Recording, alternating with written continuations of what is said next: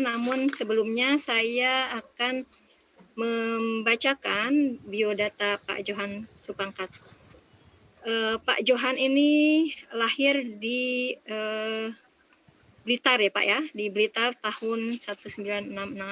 Beliau adalah pengawas madya, juga ketua MKPS SMK Provinsi Lampung. Beliau bertugas di Dinas Pendidikan dan Kebudayaan Provinsi Lampung. Beliau S1-nya bahasa Inggris dan S2-nya juga bahasa Inggris, kemudian juga pernah mengambil S2 Magister Manajemen di Unila.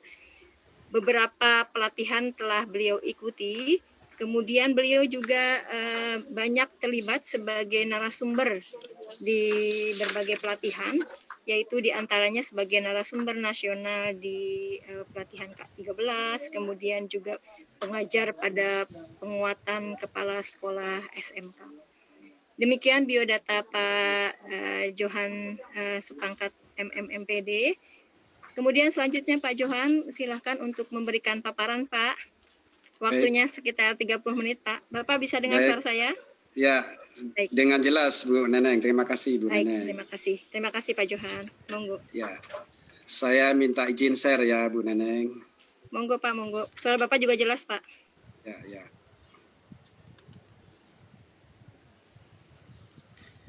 Ya, Bapak Ibu, Assalamualaikum warahmatullahi wabarakatuh. Selamat pagi, salam sejahtera buat kita semua.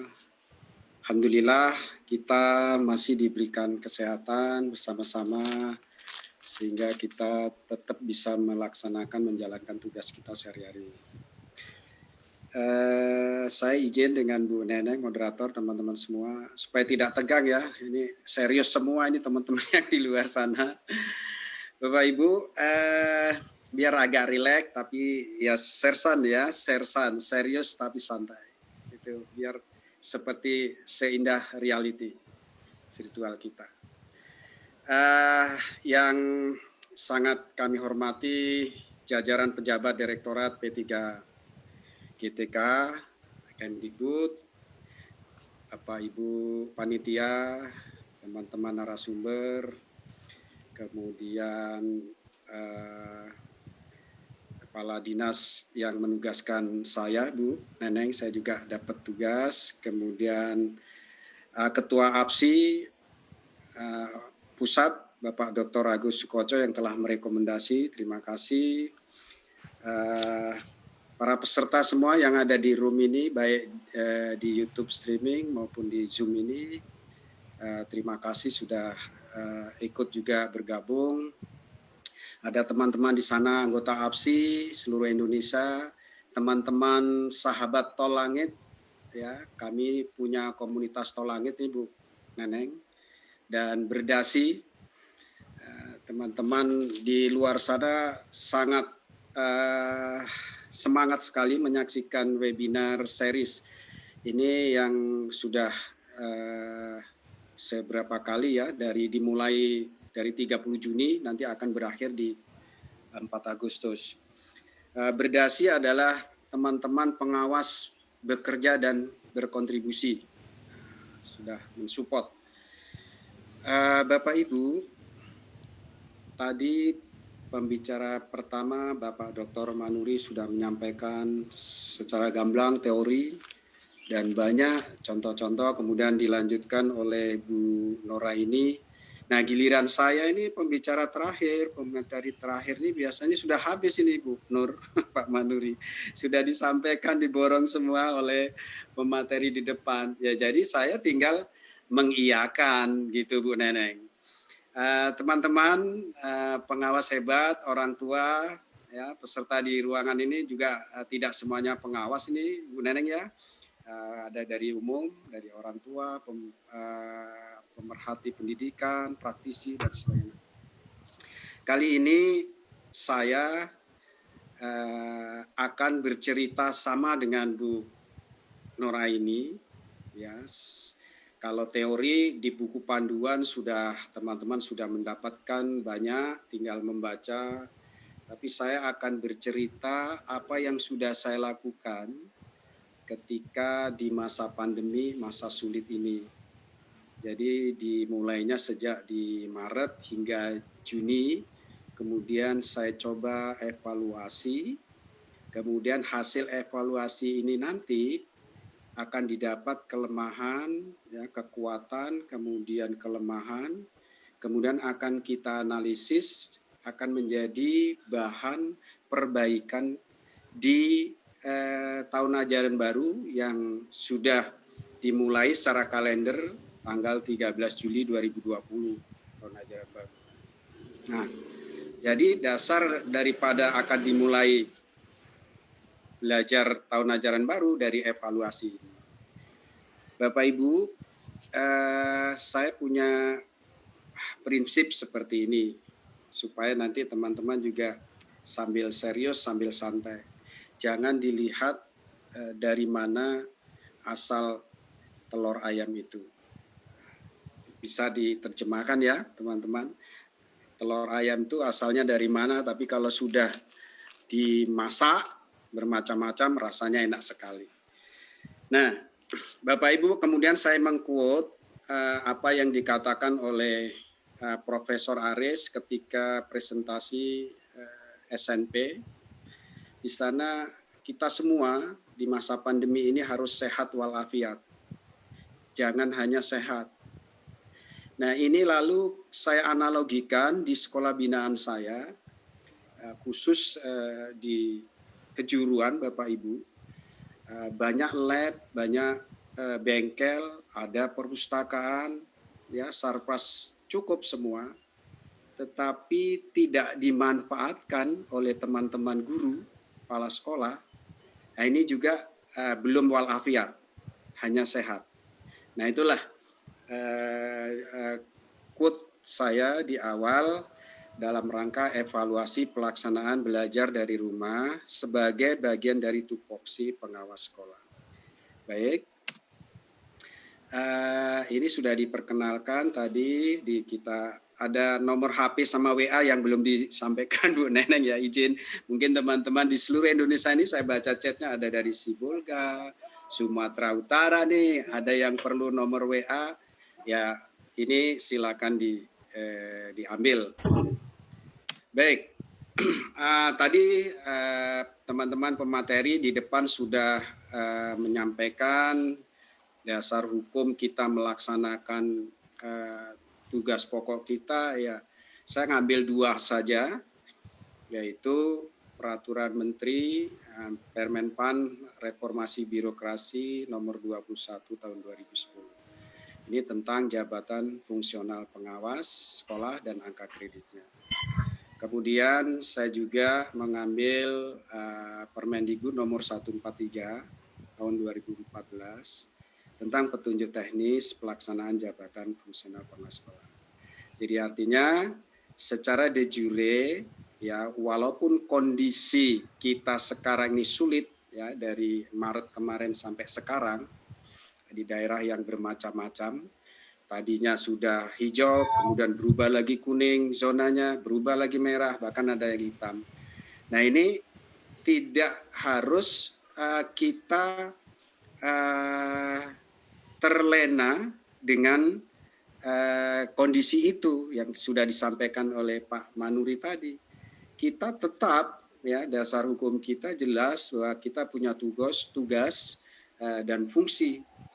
Nah, sekarang kita tinggal bagaimana beradaptasi. Ya, jadi tidak menjadi alasan itu kan darurat gitu. Maka dengan alasan darurat sudah benar-benar belajar dari rumah, bekerja dari rumah, berdiam dari rumah yang terakhir.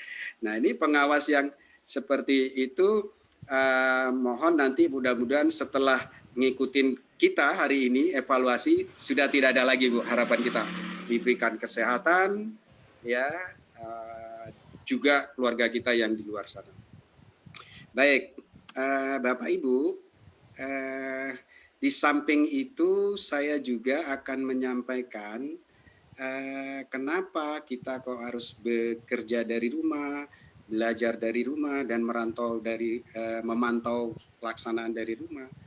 Ya, ini ada regulasinya gitu. Dari regulasi ini tadi sudah disampaikan teman-teman pertama, saya tinggal mengiyakan saja, sama.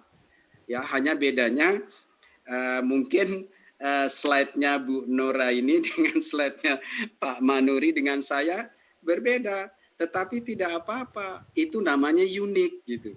Unik, tidak bisa saya harus menyamakan dengan Pak Manuri, dengan Bu Nora ini di Cianjur, saya kondisi di Lampung, juga teman-teman yang ada di Maluku, kita tidak bisa paksakan harus seperti ini. Kita punya model sendiri, kita punya pattern sendiri untuk kita implementasikan di sekolah binaan kita. Baik, saya tambahkan bahwa saya pengawas SMK memiliki 7 sekolah binaan. Kalau Bu Nora ini tadi 8 ya. Nah, kalau saya ini 7 ini Bu Nur kebetulan. Pas dengan syaratnya. Baik, Bapak Ibu, mengapa harus kita evaluasi belajar pelaksanaan belajar dari rumah? Tanda tanya kan. Tadi sudah disampaikan oleh pemateri pertama, kemudian dipraktekkan best practice-nya Bu Nura ini. Sekarang saya juga harus ikut juga dong berunjuk rasa mempraktekkan best practice saya yang sudah saya lakukan gitu. Saya punya sekolah binaan ini kondisi situasinya mungkin ini ada yang lebih sulit dari punya kondisi yang ada di daerah kami. Bahkan mungkin ada yang sama gitu. Oleh karena itu, kenapa kita harus evaluasi teman-teman semua? Ya, yang pertama tentu supaya kita nanti akan mendapatkan gambaran umum tentang kondisi real. Nah, kondisi real itu kita akan dapatkan tidak sekedar menyebarkan instrumen gitu ya Bu Nuraini ya, Bu Neneng ya, Pak Manuri, instrumen sebar selesai, tidak, bisa saja direkayasa gitu ya. Makanya kita akan melihat tentang kondisi real. Kemudian Bapak Ibu, kenapa kita harus evaluasi? Ya, agar supaya nanti kita mendapatkan masukan. Masukan dari siapa? Dari semua pemangku kepentingan di bidang pendidikan, termasuk orang tua wali murid. Jadi bukan hanya masukan dari guru, bukan hanya masukan dari kepala sekolah gitu, tetapi dari orang tua. Ini yang perlu kita evaluasi. Dari penelitian yang kita baca bahwa memang beraneka ragam nih, orang tua banyak yang menghendaki sekolah lagi tatap muka gitu, seolah-olah seperti tidak terjadi di situasi seperti ini. Nah, ini sebagai masukan kita dapatkan. Kemudian mengapa kita harus evaluasi pelaksanaan belajar dari rumah kemarin dari bulan Maret hingga bulan Juni, ya kurang lebih 4 bulan ini, yaitu untuk mengidentifikasi apa sih kelemahan dan apa kekuatannya.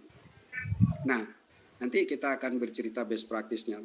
Ternyata Bapak Ibu, kalau hanya belajar teori, ya teori menyampaikan kirim instrumen, kirim link, teori. Tapi untuk SMK Bapak Ibu ini unik. Ya, SMK itu kan harus dia praktek gitu. Dia harus mempraktekkan bagaimana Pak orang tatap muka saja membuka baut ini susah dia, apalagi lewat daring bagaimana segi 4 baut itu. Nah, ini unik gitu di SMK. Makanya kita akan mengidentifikasi kelemahannya di mana, kemudian kekuatannya di mana. Ternyata kelemahannya banyak. Kalau hanya teori Pak, just theory is very easy gitu ya, semua bisa lakukan. But practice yang susah gitu di SMK. Kemudian teman-teman berikutnya, kenapa saya harus mengevaluasi? Ya supaya nanti ada 7 sekolah binaan saya itu, Ibu Bapak, itu tentu saja tidak sama gitu. Baik itu dari angel karakteristiknya, kemudian dari kondisinya tidak sama 7 itu. Ini juga terjadi di daerah tempat Bapak Ibu gitu. Tentu saya sudah memahami dari Sabang sampai Merauke ini Bu Nuraini itu berbeda kondisi karakteristiknya. Jadi maka bisa saja tadi Bu Nuraini tampilannya sangat menginspirasi gitu ya, praktik baiknya Pak Manuri dengan teori-teori yang ditampilkan, instrumennya sangat super tadi, akan mendapatkan inspirasi oleh semua pihak, khususnya teman-teman pengawas APSI seluruh Indonesia ini. Baik, Bapak Ibu, nah ini saya lakukan best practice saya seperti ini Bu Neneng. Ya, write what you do what you write. Tulis apa yang Anda kerjakan. Kerjakan apa yang Anda tulis. Saya tidak mau mengerjakan yang saya tidak tulis gitu. Dan saya tidak akan tulis apa yang saya kerjakan. Jadi harus konsisten ya kita memberikan pembelajaran. Kalau di situ Bu Neneng sudah ditulis no smoking area, dilarang merokok, tapi di situ masih dilakukan merokok, berarti kan tidak sesuai gitu ya Bu ya. Nah ini saya mempunyai prinsip seperti ini di dalam evaluasi gitu ya. Nah makanya kita juga harus konsisten. Bapak Ibu semua, kemudian saya menggunakan prinsip dalam melakukan evaluasi pelaksanaan belajar dari rumah itu. Ya, ada yang menyebutnya work from home, ada yang BDR, ya samalah itu ya, hanya bahasanya saja. Nah teman-teman, ini SHU. Jadi prinsip ini saya pakai untuk membuat proses pelaksanaan ketika saya melakukan evaluasi ya pelaksanaan belajar dari rumah. Yang pertama adalah simple. Saya lakukan ya sederhana saja karena seperti pesan dari pemerintah di de jure-nya ya kita keselamatan dan kesehatan itu utamanya di masa pandemi ini. Nah, kalau sampai teman-teman guru, kepala sekolah tadi banyak dibebani murid-murid dengan tugas-tugas tanpa ada koordinasi, wah itu sudah complicated. Dia bisa create gitu, bisa menciptakan kejenuhan. Kejenuhan ini turunlah imun kekebalan tubuh itu Bu. Nah, makanya saya coba pakai ada teman-teman yang diterjemahkan disingkat lagi simple ini ada sederhana, implementatif ya. Itu sederhana. Jadi evaluasinya sederhana. Bapak Ibu yang saya hormati, kemudian harmoni. Jadi ada kerjasama antara semua pihak. Ini harus dijaga keharmonisan. Jadi baik itu guru, kemudian kepala sekolah, murid, kemudian orang tua, ya. Ini ada semacam keharmonisan kerjasama saling menjaga, saling menghimpun energi positif. Bagaimana sih kita sama-sama memerangi, menghadapi situasi pandemi ini? Kalau energi positif itu sudah kita himpun, kita berdayakan semua, ya seperti yang kita lakukan ini, gitu. Mudah-mudahan segera kita diberikan keluar dari masa-masa yang sulit itu.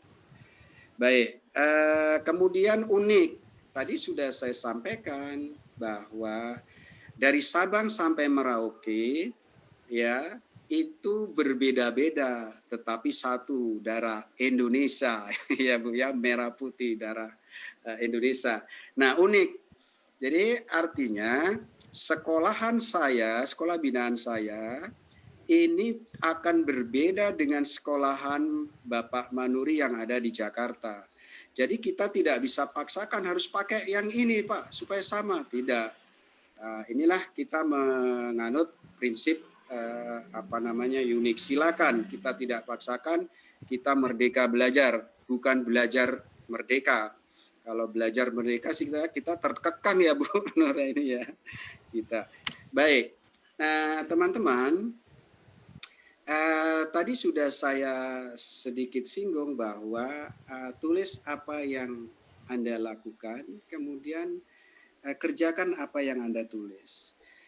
Seperti ini artinya apa Bapak Ibu? Di masa pandemi ini ternyata kita juga identifikasi ada 3 tipe sekolah ya yang kita dapatkan. 3 tipe sekolah dan bagaimana cara kita proses mengevaluasi pelaksanaan tersebut.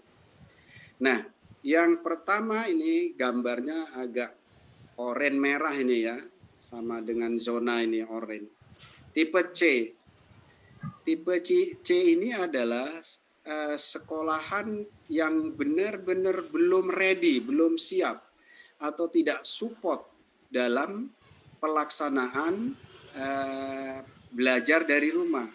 Baik itu dari infrastrukturnya, ya, kemudian SDM-nya, tidak ada satupun yang mendukung. Ya, Pemdanya juga begitu. Jadi di 7 sekolah binaan saya juga ada itu Bapak Ibu. Tidak semuanya 7 saya harus punya sekolah binaan yang warna hijau itu, zona hijau. Tidak. Ternyata ada. Ya, mungkin di luar sana teman-teman mirip ada yang punya seperti itu. Jadi kalau yang sekolah tipe C, kemudian Bapak Ibu paksakan meng-share instrumen harus melakukan pembelajaran daring dengan video conference dan sebagainya. That is the points very difficult Bapak Ibu. Ya, walaupun sampai keluar air mata, manjat-manjat pohon kelapa mencari sinyal, sulit gitu. Nah ini, kemudian yang kedua Bapak Ibu adalah tipe B. Tipe B ini adalah hanya sebagian yang siap. Bisa jadi mungkin nih di sekolahan saya kemarin sudah saya identifikasi rata-rata yang masuk di kategori tipe B. Dia ada perangkatnya, ya ada SDM-nya mampu, tetapi internetnya, servernya tidak ada.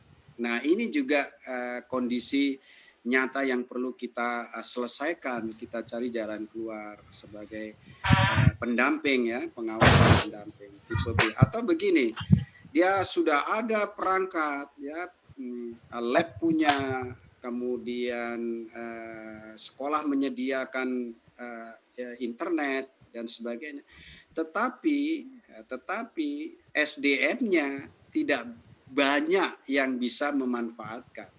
Nah, ini menjadi masalah yang perlu kita cari juga solusinya. Nah, ini yang disebut sehat, tidak walafiat. Bapak Ibu, teman-teman semua yang ada di ruangan ini maupun yang sedang mengikuti di live streaming YouTube di luar, yang kita harapkan sih semuanya ada tipe A. Zona hijau nih, sudah mekar daunnya. Ini saya dengar tadi paparan Bu Nora ini best practice-nya ada di salah satu sekolah swasta. Jadi sebelum pandemik ternyata sekolahan tersebut sudah jauh-jauh hari mengantisipasi ya, melakukan pelaksanaan dengan teknologi ini. Sama dengan yang dilakukan oleh APSI Pusat, ini Pak Sekjennya Pak Dr. Manuri ini, sudah melakukan jauh-jauh hari sebelum terjadi pandemi belajar dari rumah, melakukan pembelajaran semua pengawas seluruh Indonesia ya, mempersiapkan teknologi namanya digital kepengawasan. Jadi saya sangat berterima kasih, termasuk saya alumninya ini Bu, mengikuti pelatihan yang dilakukan oleh APSI Pusat. Nah, Bapak Ibu, yang tipe A ini seluruhnya sudah siap dengan teknologi. Ya, baik itu infrastrukturnya, kemudian Pemdanya, ya, dari semua unsur komponen di dalam sudah melaksanakan teknologi, sudah siap. Dan ini juga sudah menggunakan learning management system. LMS. Dan ini tentu memang kita akan ke arah ke sana semua. Mudah-mudahan insya Allah sekolahan kita seluruh Indonesia akan merata seperti ini harapannya. Bapak Ibu, berikutnya adalah saya juga akan menceritakan critical incident saya. Ya. Critical incident saya itu peristiwa-peristiwa penting yang sudah saya lakukan untuk menuju sekolah binaan itu sama prinsipnya dengan teman-teman yang ada di ruangan ini, bahkan yang di luar sana. Hanya mungkin belum dapat kesempatan saja, Bu Neneng ya.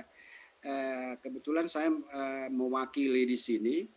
Critical incident ini adalah peristiwa-peristiwa penting. Peristiwa adalah peristiwa, nggak ada yang benar, nggak ada yang salah.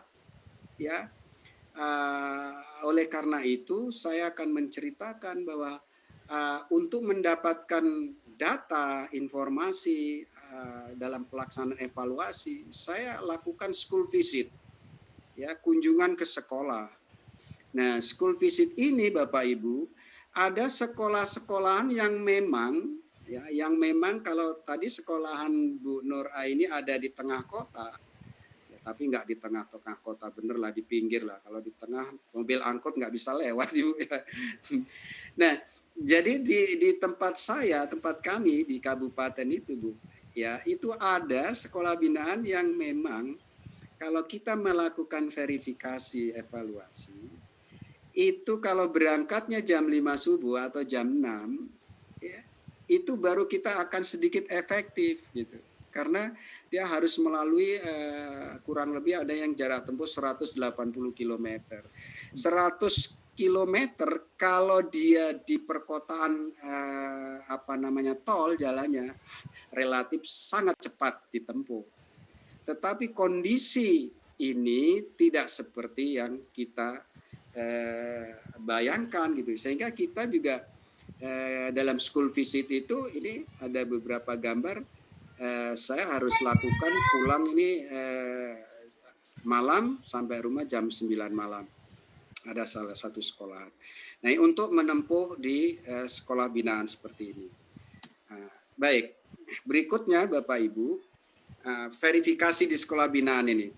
Ya, bagaimana pelaksanaan belajar dari rumahnya? Kami untuk menjaring, mengambil data, apakah sejauh ini dari bulan Maret sampai bulan Juni itu apa yang sudah dilakukan? Ternyata memang rata-rata Bapak Ibu sama yang sudah disampaikan Bapak Ibu tadi, bahwa kendalanya rata-rata memang di kuota dan jaringan. Itu secara umum. Ya, secara umum lainnya tambahannya Bapak Ibu, tidak semua murid, tidak semua guru itu ternyata memiliki gadget gitu ya, smartphone atau laptop. Kalaupun ada beberapa, katakanlah 80% di sekolah binaan saya itu yang mempunyai, itu masih menggunakan laptopnya yang 2 RAM-nya sangat kecil ya, 2 giga. Nah, bayangkan kemarin sudah komplain salah satu guru produktif ini Bu, mohon maaf, kelistrikan dan otomotif. Saya tidak bisa membuat pembelajaran video Pak, Ibu. Kenapa? Alasannya yang pertama, ya, dalam merekam dengan kemampuan HP-nya yang hanya 2 RAM itu tidak akan didapatkan gambar yang kompatibel. Ya, kalau mau meng-create video pembelajaran kelistrikan dan otomotif. Nah, ternyata ini semua guru-guru produktif. Mohon maaf ya, kalau guru adaptif normatif bukan berarti dikesampingkan, bukan. Karena ini memang saya akan ceritakan yang sudah saya lakukan gitu. Nih, dalam rangka verifikasi. Terkadang juga kita melalui supaya kita fun gitu Bapak Ibu, Bu Neneng, saya juga punya hobi fishing gitu ya, ada melewati sekolah yang melewati ini saya manfaatkan. Saya ikutlah biar enak menghibur di pandemi ini gitu, sambil melaksanakan di perahu. Nah, ini kadang-kadang. Nah, verifikasi di sekolah binaan lainnya bisa kita lihat Bapak Ibu, saya kebetulan memang mengendarai sendiri, tidak ada driver ya, merangkap, turun dulu Turun, saya jajaki dengan sepatu, ini dalam nggak ini, nyangkut nggak ini. Nah, kebetulan ada tukang rumput lewat. Mas, tolong ambilkan ini sih. Gitu, gambar untuk menjadi bukti fisik saya. Karena saya punya prinsip bahwa kalau saya hanya bercerita di mulut, kalau tidak dibuktikan dengan seperti gambar, nggak percaya gitu. A picture can tell 1,000 words gitu. Jadi satu gambar itu bisa bercerita ribuan kata. Itu prinsip kita. Ya. Nah, ini setelah itu saya nyampe lah di sekolah binaan di sini. Ternyata di sana alhamdulillah rezeki anak soleh walaupun sudah melewati medan seperti itu, sudah disiapin Bu, ada kue di sana. Ya, itu dalam rangka pelayanan. Berbicara mutu, mana mutu, peningkatan mutu, tapi pelayanannya tidak ada, itu bukan dari bagian dari mutu ya Bapak Ibu. Nah, ini Bapak Ibu yang saya lakukan kemarin berkolaborasi dengan teman-teman dalam rangka evaluasi, saya minta 2 orang sampel contoh untuk menceritakan kelemahan dan kekurangan kendala dalam belajar dari rumah kemarin. Mereka bercerita, kemudian saya rangkum, saya simpan di file. Nanti teman-teman Bapak Ibu juga bisa mengunduh yang sudah disiapkan oleh panitia dari Kemdikbud. Kemudian ini di sekolah binaan yang berbeda, ini masih dalam suasana pandemi. Ini agak lumayan saya diterima dalam protokol kesehatan yang ketat karena di sini Bapak Ibu zona kuning ya, zona kuning sudah kadang berubah menjadi orange gitu.